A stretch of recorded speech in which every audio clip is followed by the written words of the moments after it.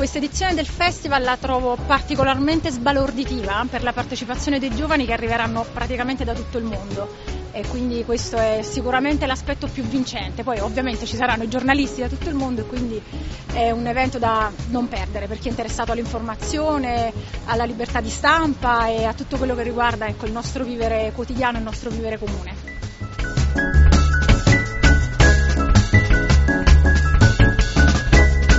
Tutto è nato da un'idea che sembrava irrealizzabile, invece mettendo insieme tanti pezzettini è stato possibile e per un caso raro in questo paese le risposte sono state assolutamente meritocratiche e quindi il Festival Internazionale del Giornalismo si tiene in Italia, a Perugia, in una piccola città medievale.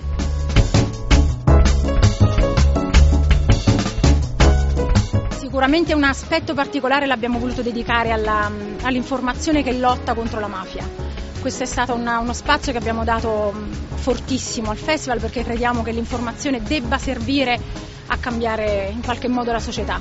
E le tematiche poi sono tantissime, vanno dal Medio Oriente alla libertà di stampa, all'economia. Ovviamente in questo momento di grande crisi si affronteranno anche queste tematiche, ma ci divertiremo anche tantissimo, c'è la possibilità di leggere i giornali anche in modo divertente con un pezzo da 90 come Michele Serra. Ci sono tutti, c'è Riccardo Barenghi, Gramellini, c'è Ezio Mauro che farà un bellissimo confronto sull'opinione pubblica esiste ancora con il direttore del País, Javier Moreno. Ci sarà Ahmed Moyeldin che è il giornalista di Al Jazeera, unico giornalista occidentale ad essere presente a Gaza durante l'ultimo conflitto.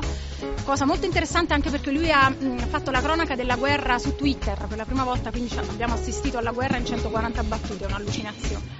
C'è Berselli, Giovanna Zucconi, Maria Laura Rodotà, Laura Laurenzi, Rosaria Capacchione, Bianca Berlinguer, Monica Maggioni, e sto citando tutte donne volutamente, però effettivamente ci sono tutte.